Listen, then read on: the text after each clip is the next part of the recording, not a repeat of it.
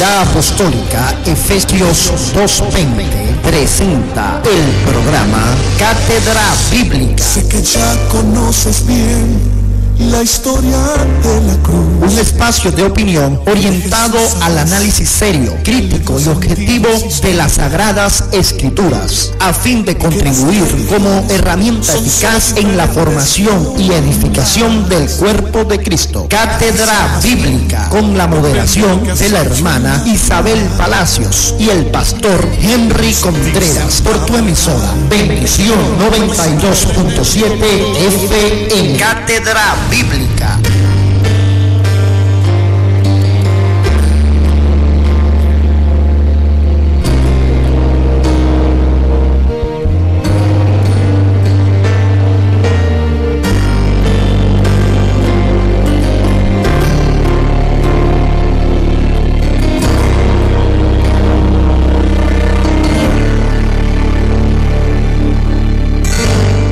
De la mañana con 2 minutos. Esto es Cátedra Bíblica por 92.7 FM en Bendición. Queremos darle las gracias a Dios porque nos permite estar aquí hoy en su presencia, como todos los días, de lunes a viernes. Una mañana fresca, Iverson. Está en la mañana, el día de anoche estuvo lluvioso. Y bueno, el día está bastante fresco, bastante agradable. Gloria al nombre del Señor. Bueno, queremos recordarle a los hermanos y hermanas que estaremos laborando para ustedes. Diego Bogado, supervisor de programación. Gerente general Oscar Rebolledo Fuentes. La directora general Mercedes Fuentes. En los controles está el hermano Iverson García. Y quien tiene el inmenso placer de hablar para ustedes, el pastor de la comunidad apostólica Henry Contreras. Vamos a continuar con el tema que nosotros dejamos pendiente el día de ayer. Estamos hablando acerca de lo que es teología de la creación. Estamos hablando de la creación bajo una categoría no tanto de una creación terminada, sino de una creación continua. Los mismos científicos dicen que hasta el día de hoy el universo se está expandiendo. Y según la Biblia, Jesús, hablando de Dios, dijo: mi Padre hasta ahora trabaja y yo trabajo. De tal manera que está científicamente demostrado que el mundo, el universo, se está expandiendo, se está creando continuamente. Y por esa razón hablamos de la creación como una creación continua. El día de ayer nosotros destacábamos 3 momentos del punto de vista de la gracia. Hablábamos de una gracia creadora, una gracia redentora que se da en Cristo y una gracia hacia la consumación que tiene que darse con la venida de nuestro Señor y Salvador Jesucristo. Ayer estuvimos viendo algunos principios que se desprendían desde el versículo 1 del capítulo 1 del libro del Génesis. Nosotros hoy vamos a continuar esto. Ayer veíamos a Dios como origen y razón fundante de todo cuanto existe, todo cuanto rodea a la humanidad o al universo, depende única y exclusivamente del Señor. No cabía el politeísmo, la Biblia lo niega ese politeísmo y también ese pluralismo que pudiera cohabitar con la divinidad, porque negaría tajantemente ya el principio de la omnipotencia de Dios. También la creación de Dios va a negar el panteísmo. Nosotros vimos ayer lo que es la teoría o el punto idólatra del panteísmo, donde se le rinde culto a la creación antes que al creador. El capítulo 1 del libro del Génesis es un intento magistral o una prueba contundente donde Dios aparece en calidad de creador y las cosas en calidad de creadas. Por lo tanto, no se le puede rendir culto a la creación, tampoco esta hora, a partir de nuestra nueva relación con Dios en Cristo, es un mediador válido entre Dios y los hombres. Según Primera de Timoteo, capítulo 2, verso 5, existe un solo Dios y un solo mediador entre Dios y los hombres. Es el caso de Jesucristo hombre. Para los que quieran comprobar esta verdad, pueden hacerlo allí. Ya está llegando mi hermana Mercedes Fuentes, fiel colaboradora en el espacio de Cátedra Bíblica. Gloria al nombre del Señor. Ayer hablaron pues que para mí era una honra tenerla a ella allí, y entonces estaba recordando eso, y de verdad que me gozo en Cristo cuando la hermana puede venir y apoyarnos, ya que en ausencia de la hermana Isabel, ella siempre está aquí al pie del cañón. Buenos días, mi hermana, ¿cómo está usted? Muy buenos días, pastor. Buenos días a toda la audiencia de Radio Bendición 92.7 FM. No me gustaría que usted repitiera más eso, porque en verdad no es así. El privilegio es de estar su servidora. Alberson, muy buenos días. Pastor, me quedé botada porque no sé en qué libro estamos. Todavía no estamos. Estamos en Génesis, capítulo 1, estudiando este capítulo, pues los primeros versículos. Los que nos están siguiendo por radio ya se encuentran allí con nosotros. Entonces estamos allí, estábamos como refrescando un poco la temática del día de ayer para ir entrando en contexto del estudio. Y bueno, hacíamos un breve repaso de cómo la Biblia niega el panteísmo, donde se le puede rendir culto a una creación, y el culto debe ser dirigido única y exclusivamente al Creador. E incluso estamos destacando en este momento que en tiempos pasados la creación sirvió como una especie de mediador entre Dios y los hombres. Tal era el caso pues del aceite, de las ordenanzas, de la sombra. No, el aceite, por Dios. No, es bueno mencionarla, porque esa era la situación en la antigüedad. Pero 1 Timoteo 2:5 dice que hay un solo mediador, que hay un solo Dios y un solo mediador entre Dios y los hombres, y ese mediador es Jesucristo hombre. Entonces la única mediación válida ahora entre Dios y los hombres, pues solamente Jesucristo. Entonces Jesús es el que logra liberar un culto limpio, dirigido única y exclusivamente hacia Dios. Entonces la creación no admite categorías panteístas, a pesar de que es interesante hacer un diálogo interreligioso con otras tendencias religiosas, y nosotros nos vamos a encontrar con, por ejemplo, aquí el culto a la Pachamama, a la tierra, por ejemplo, y a los distintos elementos, el culto al sol, hay una falla técnica aquí, pero es completamente mía. Y esa bullita, mientras usted está revisando allí, yo me estoy dando cuenta que Dios es el Dios de lo único. Un solo Dios, un solo bautismo, una sola fe, un solo Cristo, un solo mediador. Amén, así es. Qué bueno que usted está destacando eso. Entonces veíamos que no hay lugar para el panteísmo aquí, y la creación, al salir de las manos de Dios, al salir de la palabra de Dios, del dabar de Dios, la creación resulta ser simplemente eso, creación, pero no por ser creación resulta ser algo malo, sino que la creación es algo bueno. Y ese ser bueno que tiene la creación no es un juicio que dependa de categorías humanas, porque no hay hombre allí para juzgarla como buena o mala. Gracias a Dios, porque cuando juzgamos nosotros la cosa se pone grave. Por supuesto que sí. Se trata de un juicio atribuible solamente a Dios. Nosotros vamos a ir viendo el capítulo 1 del Génesis, algunos versículos, por ejemplo el verso 10. Dice así: y llamó Dios a lo seco tierra, y a la reunión de las aguas llamó mares, y vio Dios que era bueno. Fíjense usted el juicio de Dios.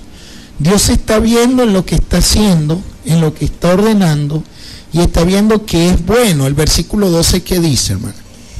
Produjo pues la tierra hierba verde, hierba que da semilla según su naturaleza, y árbol que da fruto, cuya semilla está en él según su género. Y vio Dios que era bueno. Amén. El verso 18. Y para señorear en el día y en la noche, y para separar la luz de las tinieblas, y vio Dios que era bueno. Amén. Verso 21.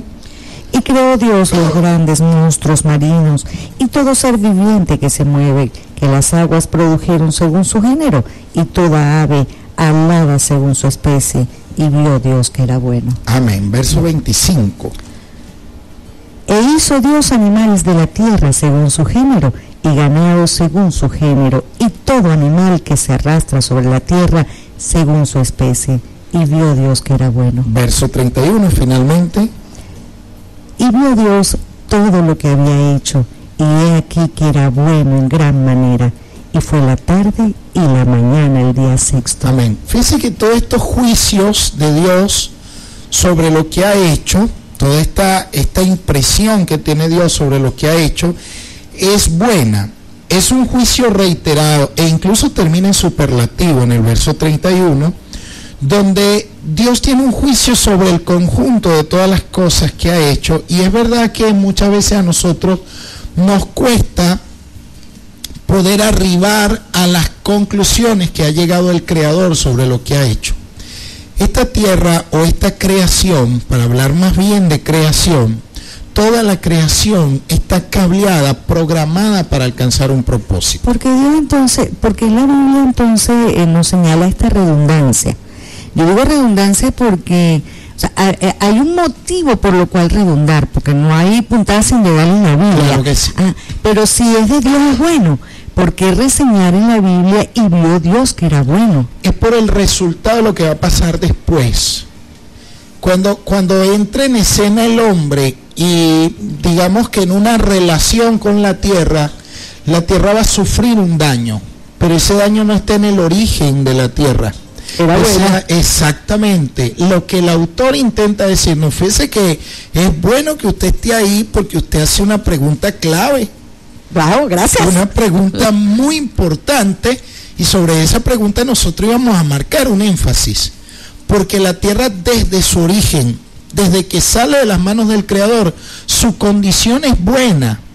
Pero el resultado de ella, cuando entra en relación con el hombre, va a ser un resultado nefasto. Fíjese que estamos viendo por eso que la tierra, el juicio de Dios sobre la creación es algo bueno, porque no está el hombre ahí todavía. Bueno, me siento mal, ahora me siento muy mal, pero todo fue bueno. Lo echamos a perder nosotros. Así y aún es. Dios piensa que era bueno habernos creado. Esto es sorprendente. Santo. Esto realmente es sorprendente. Yo no me creo. Pero necesitamos destacar esto, porque ciertamente aquí estamos remontándonos a un momento primigenio, si se quiere ideal. Nos estamos remontando al propósito de Dios. Las cosas estaban allí, pero todavía no sabían para qué estaban hechas, todavía no alcanzaban a entender su propósito. Tal vez estaba el árbol allí, la tierra estaba sepultada bajo las aguas. Por cierto, la tierra sale a la superficie en el tercer día. Aquí hay que hacer un estudio bien interesante. Wow. Porque sale en el tercer día la tierra, símbolo de la resurrección. En el tercer día. En el tercer día. Aquí hay que hacer un estudio bien interesante. La luz aparece el primer día, y esta luz no es la luz de los astros, porque la luz de los astros se va a hacer presente en el cuarto día, y a la altura del versículo 14, ¿de qué luz nos está hablando esto? Esto no es una luz creada, esta es la misma luz que va a alumbrar la nueva Jerusalén allá al final de los tiempos. Es bien interesante que esta luz no la van a presidir ni la luna ni el sol, la luz que aparece en el capítulo 1, versículo 3. Entonces aquí hay elementos bien interesantes, los cuales hay que ir estudiando. A mí se me había pasado eso, como muchas cosas. Sí, porque uno como que muñuña las cuestiones, y no es así, porque la luz está en el 3 y después en el 14 nos habla de los astros. Ya es una luz natural. Wow. Pero esta luz del versículo 1 no es una luz natural. Esta luz es de la que habla, la que hace separación de las tinieblas. Wow. Entonces esta luz tiene más que ver con un prototipo de Cristo, que con otro tipo de luz. ¿Es crístico? Sí, es crística esta luz. Definitivamente lo es. Entonces, observemos nosotros este juicio de Dios sobre la creación, donde Dios está viendo el conjunto de la realidad que ha creado y le compete a Dios determinar que su creación es buena. Le compete a Él sentirse contento, agradado con lo que ha hecho. El hombre no puede ver la verdad última de la realidad de las cosas que Dios está haciendo. Mal podríamos nosotros entrar en juicios donde todavía nosotros no tenemos capacidad de juzgar o de ver el conjunto, y por eso nosotros estamos hablando de una creación continua y no de la creación como algo ya acabado. Porque ayer presentábamos el ejemplo del ser humano, donde lo primero para nosotros, antes que ser niños, es ser adultos, aunque en nuestra experiencia primero somos niños y luego pasamos a ser adultos. Pero ¿qué es lo que nos impulsa? Lo que nos empuja a nosotros a ser adultos, el propósito de Dios, donde ya tenemos como un código, como un mandato de Dios a crecer, a dejar la infancia. Dice Pablo, cuando yo era niño, hablaba como niño, pensaba como niño, mas cuando ya fui hombre, así como la Biblia dice, yo sembré, Apolo regó, pero el crecimiento lo da Dios. Nosotros podríamos decir que tenemos padres, ¿verdad? Y ellos hicieron un trabajo, pero lo que nos da la capacidad a nosotros de crecer y de hacernos adultos, viene de Dios, viene del plan de Dios, del programa de Dios. Todo esto es aplicable al resto de la creación. Hay gente que se pudre verde. Como que no va a durar jamás. Eso es tremendo, eso es tremendo. Vemos nosotros entonces que la creación, por eso hablamos de una creación continua. Los mismos científicos dicen que el universo en este momento se está expandiendo. Entonces es como si... ¿Cómo es posible? Bueno, es posible, aparte, creo que ellos no han logrado medir la dimensión de todas las cosas. Esto simplemente es muy vasto. ¿Cómo se va a expandir lo que ya fue creado? Bueno, esa es una de las teorías que están discutiendo. Probablemente, como no alcanzan a medir el tamaño, la dimensión de la creación, pero hay pasajes de la Biblia donde nos dicen que Dios hasta el día de hoy trabaja. ¡Wow!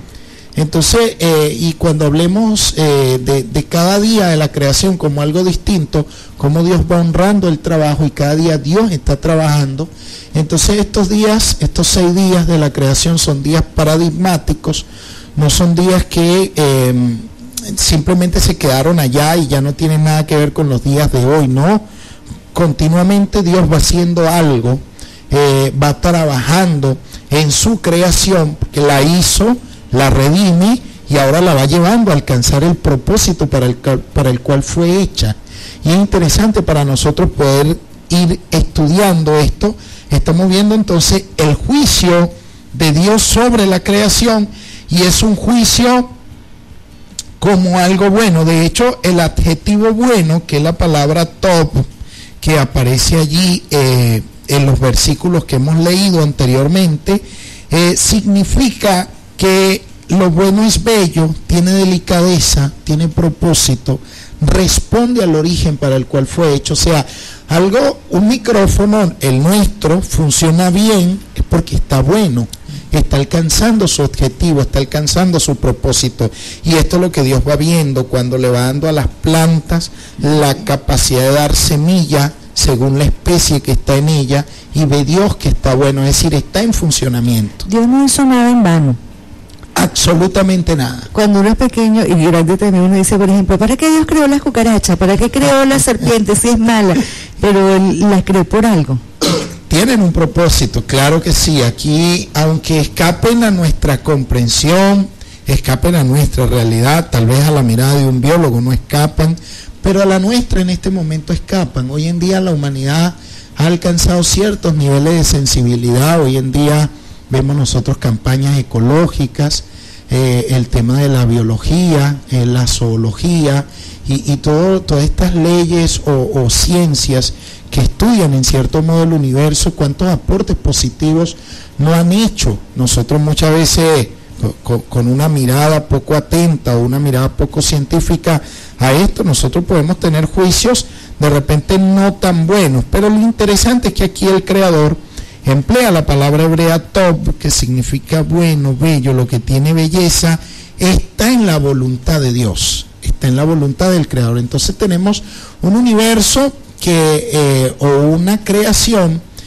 que en su condición de criatura es buena, alcanza el propósito para el cual fue hecha, pero la alcanza desde el juicio de Dios.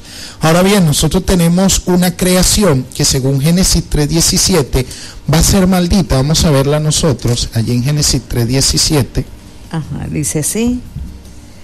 Ajá. Y el hombre dijo, perdón, y el hombre dijo, Vuélvalo y a al leer. hombre Sí. dijo, por cuanto obedeciste a la voz de tu mujer y comiste del árbol de que te mandé diciendo, no comerás de él, maldita será la tierra por tu causa, con dolor comerás de ella todos los días de tu vida. Fíjese que la tierra no es maldita por origen, No, ella es buena por origen, pero es maldita por su relación con el hombre. El hombre, hay que recordar en Génesis 2:7 que el hombre viene de la tierra, viene de Adamá, ahí está. entonces Jehová Dios formó al hombre del polvo de la tierra y sopló en su nariz aliento de vida, y fue el hombre un ser viviente. Amén. Entonces el hombre que viene de la tierra, que está puesto para que labre, cultive el suelo, ahora está entrando en una relación negativa con la tierra. Entonces el Señor le dice, la tierra será maldita por tu causa. Es decir, ella no es mala por origen, ella en origen, cuando salió de las manos del Creador, ella fue buena.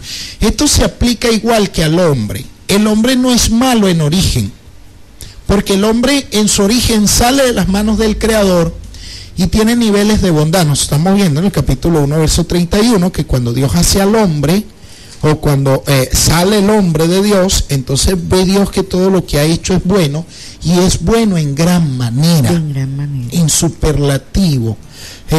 La humanidad es culmen de la creación, es corona de la creación, aparece aquí. Entonces fíjese usted la autoridad, claro, a la humanidad ser como una especie de rey, o de tener un virreinado con Dios en la creación, la va a afectar, y aquí la está afectando en Génesis capítulo 3, verso 17. Maldita será la tierra por razón tuya, por tu causa, pero ella no es mala por origen. Y decíamos que el hombre tiene sus valores en Dios, y porque el hombre tiene valor y no por ser basura es que Dios lo puede redimir. Lo mismo sucede con la tierra. La tierra es redimible por su origen, ella tiene un origen en Dios. Por eso el diluvio. Por eso el diluvio se explica también en el plan de la creación. Fíjense que el diluvio se mide como juicio, no como destrucción total de las cosas hechas, porque seguimos sobre esta misma tierra. Claro.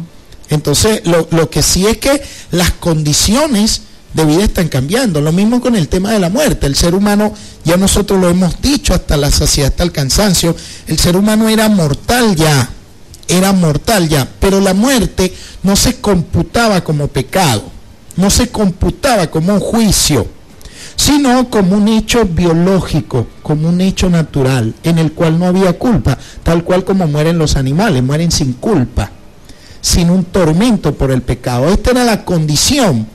La muerte era como un tránsito hacia la presencia de Dios, para que el plan definitivo de Dios se pudiera cumplir. Esto fue lo que aconteció en Cristo. En Cristo la muerte para Él, no para nosotros. Una cosa es la muerte para Él y otra cosa es la muerte por nosotros, que hay que hacer una diferencia. Porque la Biblia y la teología hace la diferencia. El tema de la muerte para Jesús fue un tránsito hacia Dios, pero su muerte fue por nosotros. Entonces, por esa razón, en la Biblia se dice que Cristo es el que tiene las llaves de la muerte. No porque bajó al infierno y le quitó una llave literalmente al diablo, sino que cambió las condiciones, la venció, cambió las condiciones, y ahora la muerte para nosotros ya no es un castigo, ya no es algo punitivo, Ya no es que yo pago mis pecados muriendo, sino que ahora la muerte me ofrece a mí descanso y una espera definitiva para que el Señor me pueda rehabilitar y me dé entrada a la inmortalidad. Estos elementos hay que tomarlos en cuenta y me he detenido en ellos porque muchas veces se presta malos entendidos. La creación es buena en su origen, mala en su trato, en sus relaciones con el hombre, por dar una expresión de acuerdo a lo que nosotros estamos viendo. Entonces, ¿qué tenemos nosotros aquí? Y algo a lo cual debemos prestarle atención.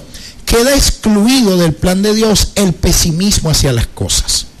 A veces nosotros tenemos un pesimismo donde no parecemos muchas veces profetas ni predicadores, sino que parecemos gente que vive maldiciendo, encontrando todas las cosas malas. Esas son las personas que tienen el ayayay en la boca. Completamente, completamente. Como que tienen chikungunya. Eso es correcto. Entonces, queda excluida una visión pesimista de la creación humana. Desde el punto de vista humano, yo puedo tener una óptica pesimista sobre lo que ha sido creado, pero mire, el juicio de Dios sobre lo que ha creado es bueno. Es verdad que Dios va a maldecir la tierra, pero va a dejar bien claro que es por causa del hombre.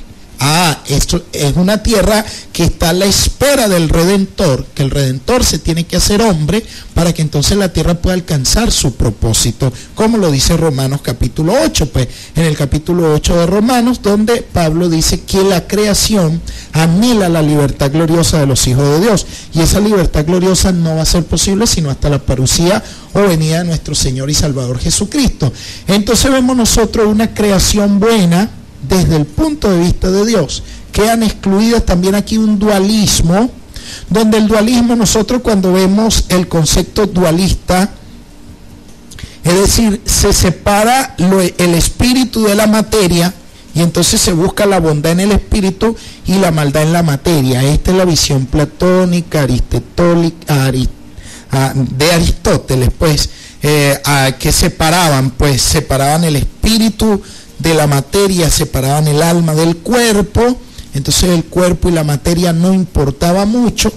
Por eso se cuenta de algunos filósofos que practicaban actos inmorales, porque no, para ellos el cuerpo no revestía tanta trascendencia o tanta importancia. Cuando nosotros vemos, el origen del pecado no está en la materia, el origen del pecado está en Satanás. Y Satanás es espíritu. Entonces todo esto hay que revisarlo, ¿no? Porque aquí queda excluido un dualismo, donde el dualismo desde el punto de vista antagónico.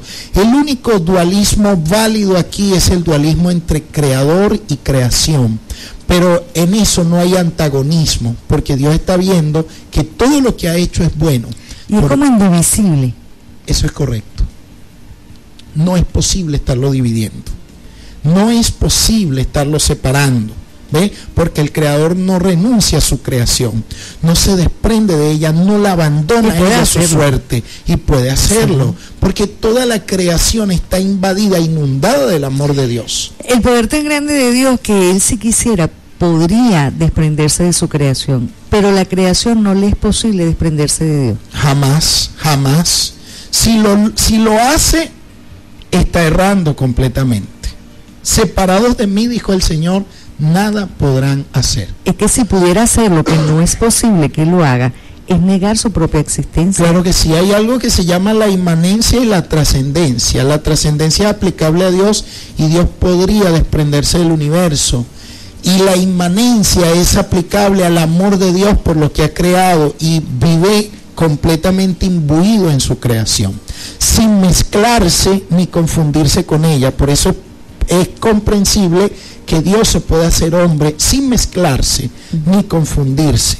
Entonces, es bien interesante lo que vamos viendo aquí, pero lo interesante es que la única dualidad básica es la existente entre la creación y Dios, pero ese dualismo no da lugar a lo malo.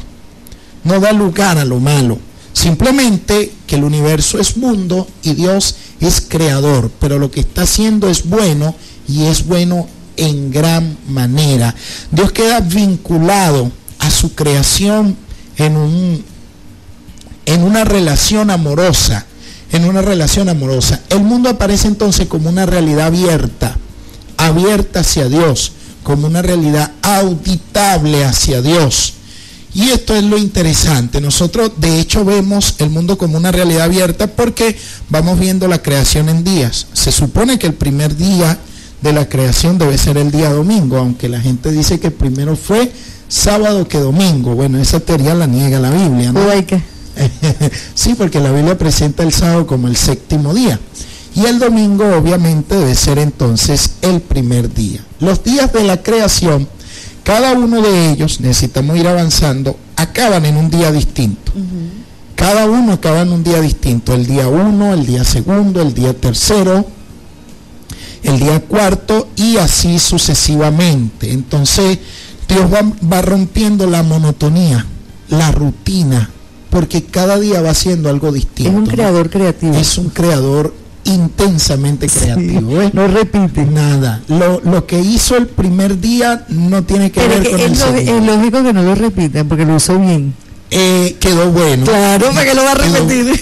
Mire, hermana, esto está tremendo porque el sacrificio de Cristo es una sola vez. Sí. ¿Sabe por qué? Porque quedó bueno. Eso se llama en teología, se llama hapax legomenon, una sola vez. Es decir, algo que quedó perfecto, completo, acabado, no necesita volver a repetirse. Bueno, y aquí usted está viendo cómo Dios está creando. El domingo lo hizo bien, el lunes lo hizo bien, el martes lo hizo bien, y así cada uno de estos días que acaban en un día distinto, ninguno de ellos es igual. Y en cada uno de esos días Dios está legitimando el trabajo. El trabajo tiene un valor teológico. Tiene un valor teológico. Yo no sé cómo muchas veces nosotros podemos tener una teología que le hace honor a la holgazanería. La canción que dice que el trabajo lo hizo Dios como castigo. El negrito del batey. Lo terrible que está el negrito del batey, hermano. Está definitivamente fuera de orden completamente. Entonces Dios va legitimando el trabajo. Aquí estamos viendo un Dios que está trabajando. Y nosotros como imagen y semejanza de Dios debemos imitarlo.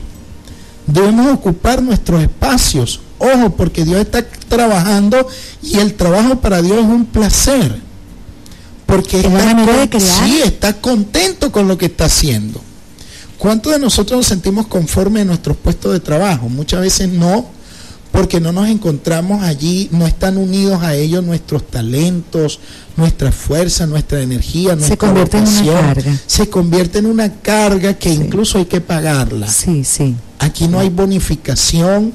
La bonificación aquí en lo que Dios está haciendo es el placer de que las cosas respondan a su origen, de que las cosas alcancen su propósito, el propósito para el cual fueron hechas. Entonces vemos el ritmo semanal como un ritmo teológico, como un ritmo con dignidad al trabajo, porque en este ritmo está Dios. O sea, Dios tiene presencia creando el domingo, tiene presencia creando el lunes, el martes, el miércoles, el jueves, el viernes. Entonces el trabajo es algo que tiene categorías divinas, no solamente humanas. El trabajo nos da dignidad a nosotros, pero es un trabajo, repetimos, que le deja un sello bueno a la creación. Y aquí está el reto de lo que hacen nuestras manos, lo que hace nuestra inteligencia con la creación desde el punto de vista ecológico.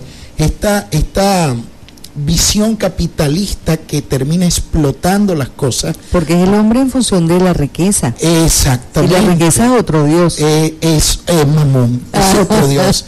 Por supuesto que sí. Entonces, esa forma de tratar la creación, que lo que termina es explotándolas. Nosotros vemos en este caso que el propietario de la tierra es Dios. Dice la Escritura: pídeme y te daré por herencia los confines de la tierra. Dice que el Señor es la tierra, su plenitud y todos los que la habitan. Entonces a nosotros la tierra se nos ha dado en condición de mayordomía, no de propiedad. Como de comodato. Pero muchas veces nosotros ejercemos una muy mala mayordomía. La mensajería. Sí, hermana, gloria a Dios. Ya casi le damos Usted me dice cuándo. A la mensajería. Sí. Vamos a terminar una idea aquí. Son 6 días de la creación, cada día termina en uno distinto, pero también tiene tiene como una especie de principio, porque cada día Dios va, y vamos a destacarlo por la importancia que tiene. Vamos a ver el capítulo 1, versículo 5, hermana, los que nos siguen por radio. Disculpe. Y llamó Dios a la luz día, y a las tinieblas llamó noche, y fue la tarde y la mañana un día. Amén. Y fue la tarde y la mañana un día. Versículo 13. Y fue la tarde y la mañana el día tercero. Me comí uno. Hay que buscar donde aparece fue la tarde y la mañana el día segundo. Estábamos primero en el 5, vamos a ver el verso 8. Y llamó Dios a la expansión cielos, y fue la tarde y la mañana el día segundo. Amén. El día primero para la luz, el día segundo para los cielos. Versículo 13 ahora sí. Y fue la tarde y la mañana el día tercero. Fíjese, el día tercero para la tierra. Versículos, vamos a ver 19. Y fue la tarde y la mañana el día cuarto. Ok, el día cuarto. Versículo 23. Y fue la tarde y la mañana del día quinto. Amén. El día quinto. El día quinto. Sí, así es. Versículo 31.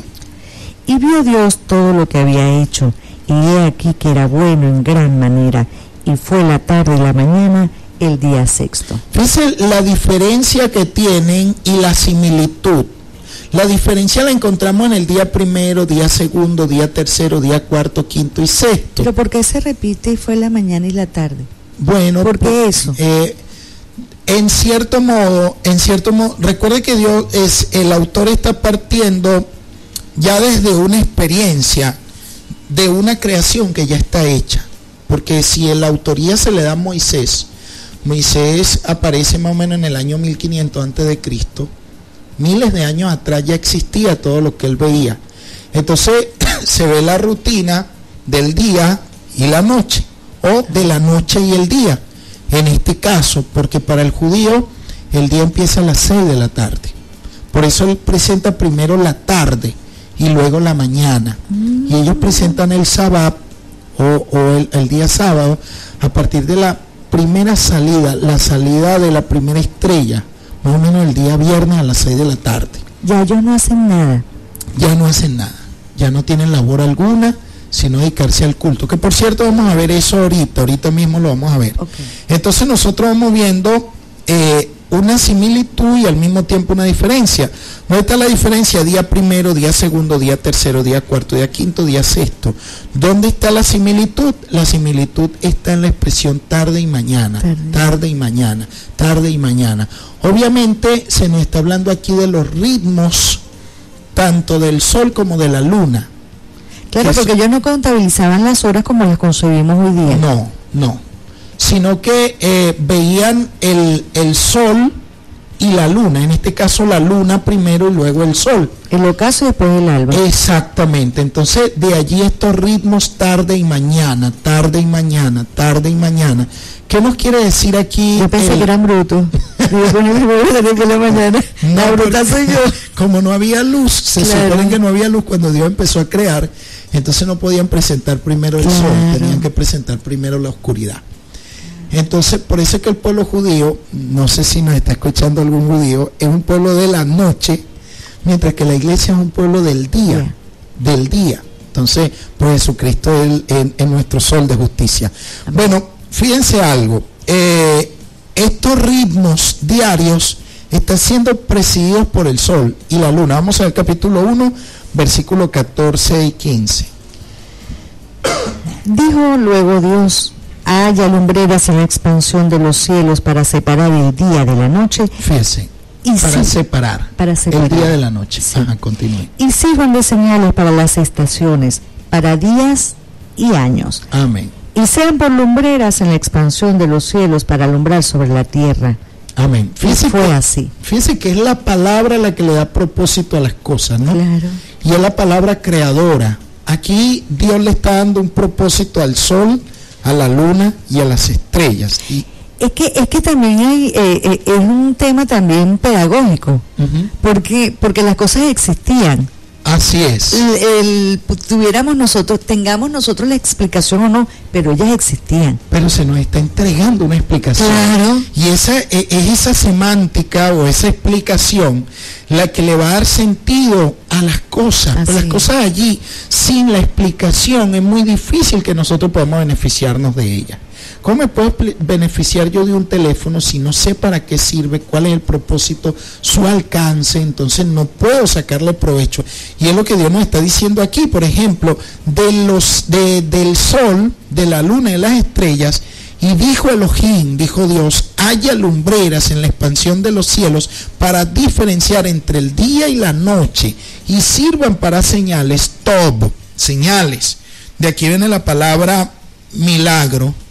De aquí viene la palabra augurio, de aquí viene la palabra, por eso es que muchas veces la astrología termina estudiando los astros, claro. Termina estudiando el sol, la luna, las estrellas, porque sirven para augurios. Ojo, esos señales, esos augurios no están legitimados por Dios allí. Claro. No es que se está legitimando la era de Acuario o la de Capricornio, no. Aquí usted ve que el sol se convierte en sangre, la luna no da su resplandor. De este tipo de señales que está hablando la Biblia, o sea, son en cierto modo son proféticos. Entonces, sirven para diferenciar el día de la noche. Y dice también para las señales, también para los días de fiesta. Entonces, ellos son los que van a tener dominio sobre los 6 primeros días. Ellos van a marcar el ritmo del paso de uno a otro distinto. Pero lo que quería hacer diferente aquí, o muestra diferencia el texto, es en el capítulo 2, versículo 3. Vamos a ver qué dice allí, o leemos el verso 2 y 3. Correcto. Y acabó Dios en el día séptimo la obra que hizo, y reposó el día séptimo de toda la obra que hizo. Y bendijo Dios el día séptimo y lo santificó, porque en él reposó de toda la obra que había hecho en la creación. Fíjense que en el día séptimo no aparece la expresión, fue la tarde y la mañana. O sea, Dios está liberando el día séptimo del dominio de los ritmos estacionales. Del dominio, por ejemplo, no, el día séptimo no lo preside ni el ritmo solar ni el ritmo lunar, lo preside Dios. Por eso es tan importante para el pueblo hebreo el día séptimo. Por eso ellos guardan el Sabbat, porque el Sabbat para ellos es un día que lo preside Dios. Rompe con ese ritmo igual de la tarde y mañana. Por eso también que existe la expresión del año sabático, el año donde la gente no hace nada. Exactamente, ese año, ese tiempo sabático que se aplica a la tierra también descansa. Se aplica a fiestas principales, se aplica a la semana, se aplica al hombre e incluso es aplicable a Dios.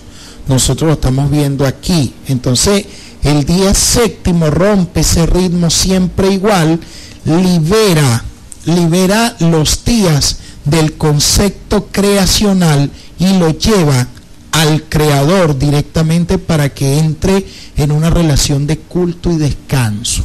Entonces esto es bien interesante aquí porque el ser humano está entrando, fíjese, el primer día del hombre lo pasó descansando, que fue termina siendo para él el Sabbat, el día séptimo.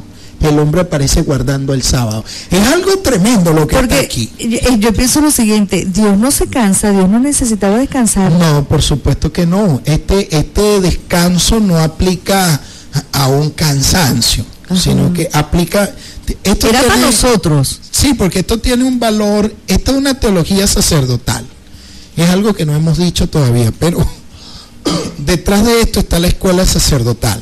La escuela, obviamente... ¿Eso es bueno o es malo?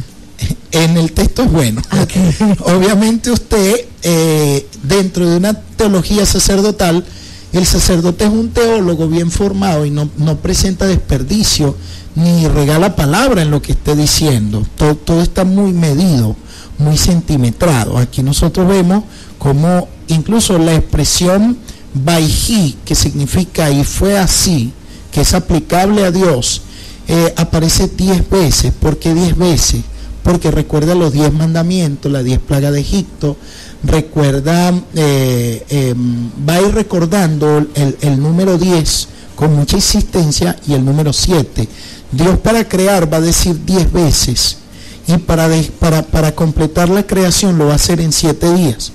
Entonces todo esto está bien calculado. Entonces el sacerdote presenta el día de descanso y presenta al hombre en su primer día guardando el día de reposo. Guardando el día de reposo.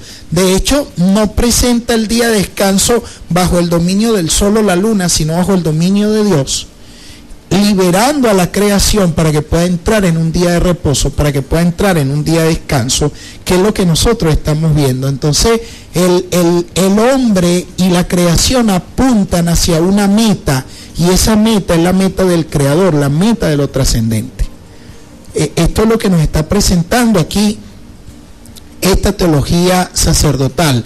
Nos presenta al hombre liberado de la rutina diaria, o liberado incluso de la dignidad del trabajo, para que tenga un tiempo para Dios, un tiempo para el Creador. Y yo interpreto también que es una manera de Dios decirnos que la manera de liberarnos con Él. Sí, Señor, sí, Señor. Es a través de Él. Hay que observar, tener una relación con el Creador. Es imposible que lo creado pueda renunciar a tener un trato con el Creador. Vamos a darle paso a la mensajería de texto, que la tenemos allí ya. Sí, dice: buen día, pastor, me alegra que esté de nuevo en el aire de Maricha, los esposos Beltrán. Amén, gracias, hermano Mario, hermana Teresa. Uy, esto está, bueno, gracias a Dios. Otro mensaje dice, permítanme un segundo. Querido Dios, cuídame y protégeme a esta persona que está leyendo este mensaje. Cúbrele con tu bendición y permite que tenga un feliz día. Gracias. Amén. Este está repetido. Cúbrele con feliz día.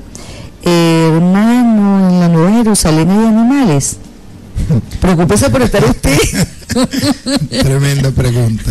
Dios bendiga al hermano o la hermana. Buenos días, bendiciones, excelente programa. Le felicito atentamente. Sol, saludos. Hermana, Dios le bendiga mucho. Amén. Buenos días, pastor, bendiciones de lo alto para ustedes. Saludos, hermana Mercedes, pido la oración a mí para conseguir un empleito. No, yo no le voy a pedir a Dios que usted consiga un empleito. Yo prefiero que usted tenga un empleo. Amén, claro que sí. Ven, ¿por qué tenemos ese diminutivo? Es una manera de sentirnos menos. Parece que nos gusta, nos sentimos muy cómodos allí. Sí. Ven a trabajar para el Señor, el trabajo es duro, son muchas horas y la paga es poca, pero los beneficios de pensión son buenos en este mundo. Feliz día. Cristo, el hermano José. Bueno, yo voy a diferir del hermano José. Amén. La paga es la mejor. Claro. Y el trabajo no es duro, el trabajo es placentero. El Señor dice: en lo poco me fuiste fiel, en lo mucho te pondré. Pero entiendo cuál es el espíritu del mensaje, diciéndonos que es más allá, donde vamos a tener la recompensa mayor. Y en eso está correcto, porque el texto está apuntando hacia el mal. Correcto. Hermanos, gracias por sus oraciones. Mi hija consiguió un empleo, los amo mucho. Bueno, gracias a Dios. Amén. Aquí ninguno de nosotros hacemos milagros, no tenemos ese monopolio. Amén. Dios les bendiga, buen día, muy interesante el estudio de Génesis, creo que me perdí gran parte del estudio. No sé cuándo comenzó, quiero aprender cómo haría. ¿Será que ustedes tienen guía sobre el estudio o ustedes repetirán el principio que quisiera anotar? Por favor, gracias y disculpe. Bueno, yo tengo la intención de hacer las guías y toda la cuestión, pero bueno, mi pastor todavía no me ha podido agarrar todavía. Pero lo vamos a secuestrar. Amén. Teológicamente hablando. Amén. Siga orando por Annie, Darlene, Diego, Luis Enrique, Samir Urbina. Gracias, pastores, no tengo audífonos. Se me dañaron, pero decidí escribirle, aunque sea. Ahí quedó. Hermano, Moisés no escribió bajo la indicación del Ruaj. Sí, Moisés escribió a la inspiración de Dios. Así es. Buen día, la empresa donde yo trabajo la remodelaron, pero eso se llama Viroplastic. Ay, ¿cuál es el problema? ¿Eso es bueno o malo? No entiendo. No nos dice. Dios lo continúe bendiciendo, mis amados. Me tienen un tono de voz fuerte en su hablar. Hay humildad en su deleite oírle. Amados, aunque tienen un tono de voz fuerte en su hablar, hay humildad, es un deleite. Bueno, en mi caso es la humildad propia de la ignorancia y en el caso de mi pastor es la humildad propia de la sabiduría. Hermana, no era para nosotros, es para nosotros. No entiendo. Tampoco yo. Bueno, yo les ruego a mis hermanos que no pretendan colocarnos en el puesto de adivinos, porque los adivinos no entran al reino de los cielos. Yo tengo toda la intención de entrar allí. Amén, amén, claro que sí. Bueno, en Génesis 1:26 vemos nosotros la creación del hombre. Nosotros aquí en el capítulo 1 de Génesis aparece desplegada la palabra bara, que es la palabra para crear. Vamos a leer el capítulo 1, verso 26, por favor. Sí, dice: entonces dijo Dios, hagamos al hombre a nuestra imagen, conforme a nuestra semejanza, y señoree en los peces del mar, en las aves de los cielos, y en las bestias, en toda la tierra, y en todo animal que se arrastre sobre la tierra. Amén, gracias mi hermana. La palabra hebrea bara, que es la palabra para crear, es una palabra que está desplegada aquí en el capítulo 1 del Génesis. La encontramos en el capítulo 1, verso 1. En un principio creó. Allí aparece la palabra hebrea bara, crear, y es predicable a Dios. En el verso 21 también. Y creó Elohim los grandes monstruos marinos, aplicable, predicable de Dios. Y en el versículo 26, sobre todo el 27, perdonen ustedes, verso 27 dice: y creó Elohim al hombre a su imagen, a imagen de Elohim lo creó, macho y hembra los creó, varón y hembra los creó. Fíjense ustedes el uso que hace aquí el autor de este capítulo 1 de la palabra hebrea bara, siempre única y exclusivamente predicable a Dios, aplicable a Dios. Solamente Dios puede crear, solamente Dios puede crear. La humanidad puede hacer, pero solamente Dios puede crear. De hecho, aquí la palabra crear es aplicable de los cielos y la tierra, de los animales y del hombre. Todo lo demás es hecho. Solamente esto aparece en condición de creado. ¿Por qué quiero destacar esto en este momento? Bueno, porque fíjense el incremento y la progresión que hay de la palabra hebrea bara, cómo está administrada. Bara, crear, en el verso 1, una sola vez. Bara, crear, en el verso 21, una sola vez. Bara, crear, en el verso 27, 3 veces. 3 veces cuando se trata del hombre, cuando se trata de la humanidad. Lo está viendo, creó Elohim al hombre una vez. Aquí a imagen de Elohim lo creó 2 veces, varón y hembra los creó. Tanto el género masculino como el género femenino es hombre. Es hombre. Está hablando del hombre interior creado según Dios. O sea que la imagen y semejanza de Dios está tanto en el hombre como en la mujer, y es aplicable a la hombría. Y la hombría muchas veces no tiene nada que ver con el sexo, sino que tiene que ver más bien con lo que nos define delante de Dios, nuestra condición de ser imagen y ser semejanza de Dios. El ser imagen de Dios, tanto para el hombre, tanto para el varón como para la mujer, es lo más auténtico que tiene la humanidad. Esto no es un añadido simplemente, sino que su dignidad es lo más noble, lo más auténtico que tiene él.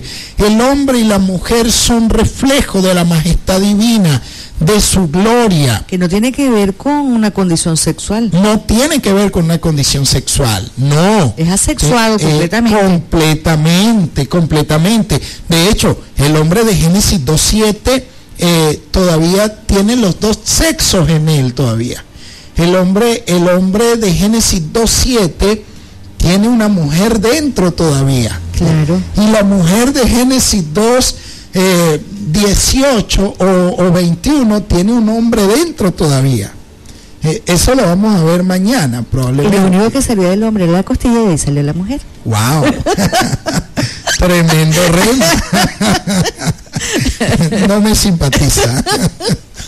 Bueno, nosotros podemos ver algo. Si los animales son creados según su especie, las plantas dan semillas según su especie, es decir, son definidos desde su especie, desde lo que su género el hombre no es definido desde su especie, sino desde Dios. Dios creó especies. Exactamente. Y de esas especies creó el fruto de ellas. El fruto de ellas. Pero el hombre no lo creó de ninguna especie. No, señor.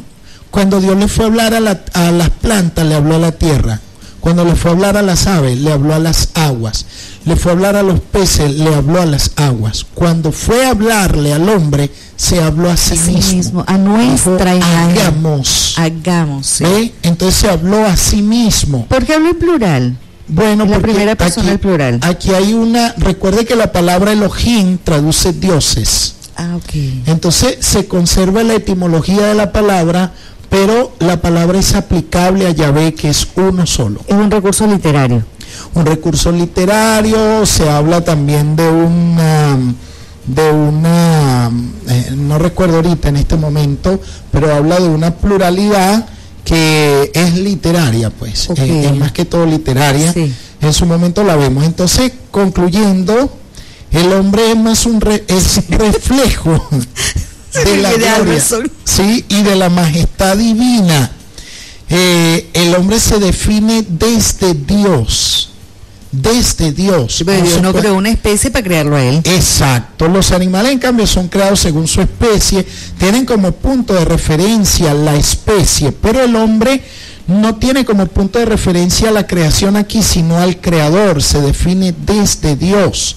Se define en una relación, en un diálogo con el creador. Por eso tan grave que el hombre obedezca la voz de su mujer para desobedecer la voz del creador, porque él se define y tiene victorias en diálogo con el creador. El hombre es un ser teológico, su dignidad está reservada para Dios.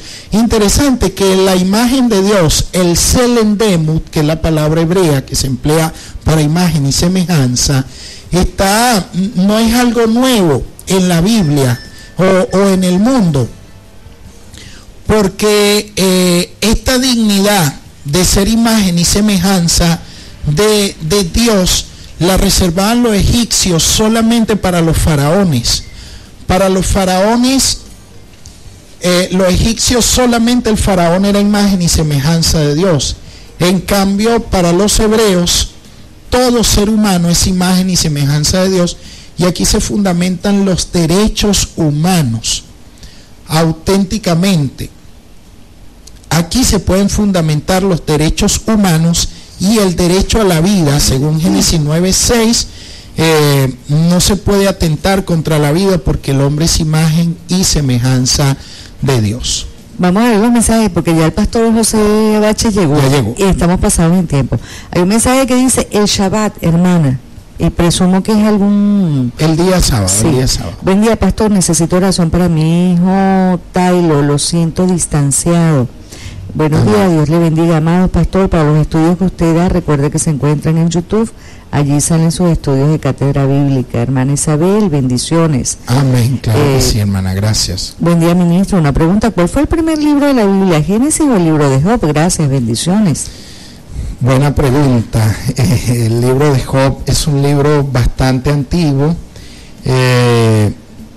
Para el día de mañana podemos investigar esa respuesta. Es una buena pregunta. Sí. Una buena pregunta. Aquí dice, Dios te bendiga, hermano, cuando dice hagamos es porque Jesús, el verbo estaba con Dios, el verbo era Dios. Eso es verdad, ¿qué dice? Creo que eso va a tener que quedar para el próximo programa. Sí, va a quedar para mañana. Definitivamente. Aquí nos envió un mensaje la pastora Lisbeth. Dice, buen día, bendiciones, mis amadas, agradable verlos porque sé que están excelentemente bien, les amo. Gracias, mi hermana, bendiciones. ¿Despedimos, pastor? Sí, cómo no, hermana. Despídase, pues. Hasta mañana. Dios les bendiga. Bueno, despedimos el programa por la mañana de hoy. Quiero recordarles que la empresa socialista Concrebloco Kumare tenemos en este momento bloques de 15 a 12 bolívares. Así que el mensaje vaya para nuestros hermanos para que aprovechen esta tremenda bendición. Bloque ancho más económico. Así, sí, el más ancho, así mismo es. Despedimos del programa, estuvimos acompañándoles en los controles del señor Alberson García, en la supervisión de programación, el todavía enfermito Diego Bogado, en la gerencia general Oscar Rebolledo, la dirección general quien ha tenido el privilegio de hablar para todas y todos ustedes, Mercedes Fuentes, todos nosotros acompañando a quien sí sabe de todos estos menesteres, el pastor Henry Contreras de la Comunidad Apostólica Efesios 2:20. Será hasta el día de mañana, si Dios quiere. Dios los bendiga a todos. Chao.